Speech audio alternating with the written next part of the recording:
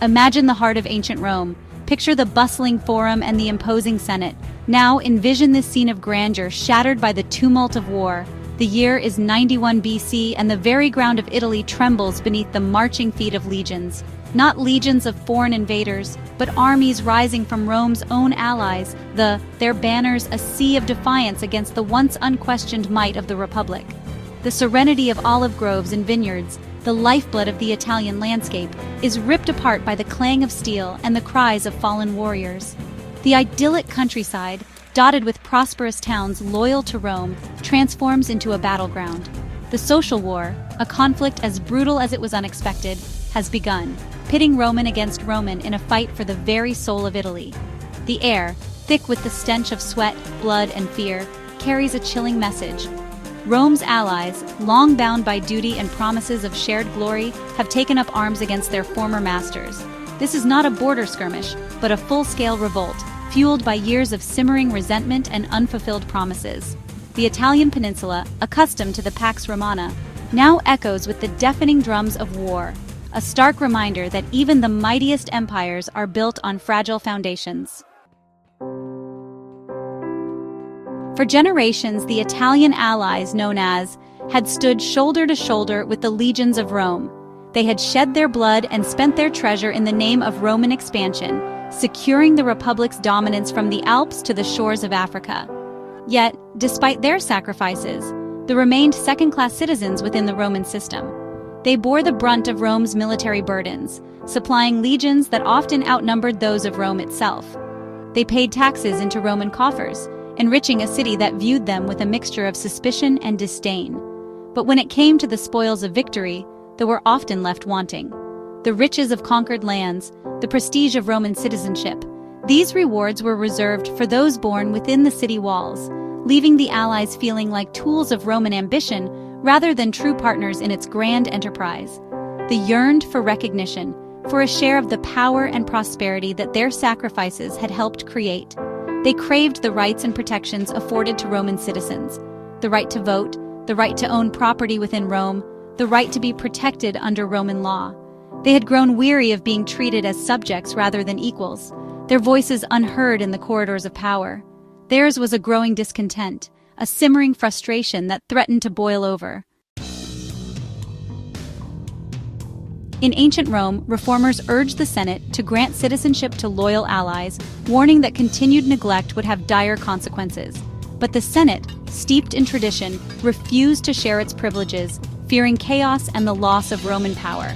In 91 BC, Marcus Livius Drusus proposed citizenship for the allies, but was met with fierce opposition. Drusus was assassinated, a spark that ignited open rebellion. With his death, hope for peace vanished, and Italy marched toward war. The social war, once a distant rumble of discontent, erupted with a fury that shook the Roman world.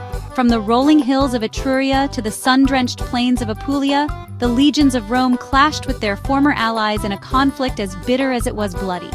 Familiar battlefields, once witnessed to Roman triumphs against foreign foes, became the stage for a tragic internecine struggle. The, united in their desire for equality and fueled by years of resentment, proved to be formidable adversaries. They were led by skilled generals, men who knew the Roman way of war intimately. Their armies, equipped and trained in the Roman fashion, fought with a desperate courage, for they were not merely fighting for territory or tribute, but for their very right to exist as equals within the Roman system. The war raged for 3 long years, a brutal dance of advance and retreat, of victory and defeat. Roman legions, accustomed to crushing foreign adversaries, found themselves bogged down in a seemingly unwinnable conflict. The Battle of Asculum, a clash of titans that left the ground littered with tens of thousands of dead, exemplified the savagery of the war. No quarter was given, no mercy shown, as brother fought brother, friend fought friend, in a conflict that tore at the fabric of Roman society. As the social war dragged on, Rome found itself facing a grim reality. The legions, stretched thin across multiple fronts, were suffering heavy casualties. The treasury, drained by the endless demands of war, teetered on the brink of collapse. The Senate, initially confident in Rome's ability to crush the rebellion, began to have second thoughts. Faced with the very real possibility of defeat, Rome resorted to a desperate gamble. Recognizing that its military might alone would not be enough to quell the rebellion, Rome turned to a different kind of weapon citizenship. In 90 BC, the Lex Julia, a landmark piece of legislation, was passed, granting Roman citizenship to all socii communities that had remained loyal to Rome. The following year, the Lex Plautia Papiria extended citizenship to all socii who laid down their arms and swore loyalty to the Republic. This act of political pragmatism, born out of desperation rather than genuine conviction, proved to be a turning point in the war. The promise of citizenship, a prize for which they had fought and bled, had a profound impact on the course of the social war. Many communities, weary of war and enticed by the prospect of finally achieving equality within the Roman system, laid down their arms and reaffirmed their allegiance to Rome. The rebellion, once a raging inferno, began to sputter, its flames gradually extinguished by a combination of Roman military might and shrewd political maneuvering. By 88 BC, the social war had sputtered to a close. The rebellion, though ultimately defeated, had fundamentally reshaped the political landscape of Italy. The Roman Republic, once a city-state ruling over a patchwork of subject allies, had been transformed into a more inclusive, albeit still imperfect, state. The granting of citizenship to thee, while a significant step towards integration, did not completely erase the divisions that had fueled the conflict. The process of fully incorporating thee into Roman society would be a long and complex one, fraught with challenges and setbacks. The wounds of war, though healing, would leave lasting scars on the Italian peninsula. The social war, though often overshadowed by the more dramatic civil wars that followed, cast a long shadow over the Roman world.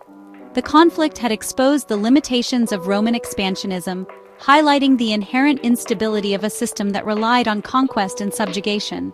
The war had also revealed deep fissures within Roman society itself.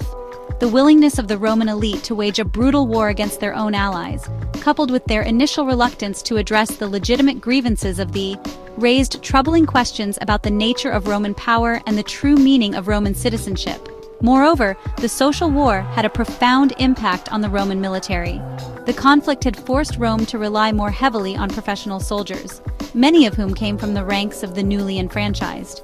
This shift towards a more professionalized army, while enhancing Roman military effectiveness in the short term, would have far-reaching consequences for the Republic's political future. The social war, a conflict born out of the desire for equality and Rome's struggle to maintain control over its expanding domain, marked a turning point in Roman history. It can be seen as both a testament to the enduring strength of the Roman Republic and a harbinger of the challenges that lay ahead. The war forced Rome to confront the contradictions inherent in its imperial project. It exposed the limitations of a system that relied on conquest and subjugation, highlighting the need for a more inclusive and sustainable model of governance. The granting of citizenship to thee, though a significant concession, did not fully address the underlying tensions that had fueled the conflict. The social war also had a profound impact on the Roman military and political landscape. The rise of professional armies, the increasing influence of military leaders, and the growing social and economic disparities within Roman society. These were all trends that were exacerbated by the conflict. The Roman Republic, battered but not broken by the social war, emerged from the conflict a changed entity. The ideals of equality and inclusivity, for which they had fought, had gained a foothold, albeit a tenuous one, within the Roman system. The Republic, though scarred by the experience, had demonstrated a remarkable capacity for adaptation and survival. Yet, the echoes of the social war continued to reverberate long after the last sword had been sheathed. The conflict had exposed vulnerabilities within the Roman system, vulnerabilities that would be exploited by ambitious generals and power-hungry factions in the decades to come. The seeds of discord, sown during the social war, would eventually bear bitter fruit in the form of civil wars that would tear the Republic apart. As we reflect on the legacy of the social war, we are left with a question that continues to resonate with historians and history enthusiasts alike. Did the social war, by forcing Rome to adapt and change, ultimately strengthen the Republic, or did it set in motion forces that would lead to its eventual demise? The answer, as with so much of Roman history, is complex and open to interpretation.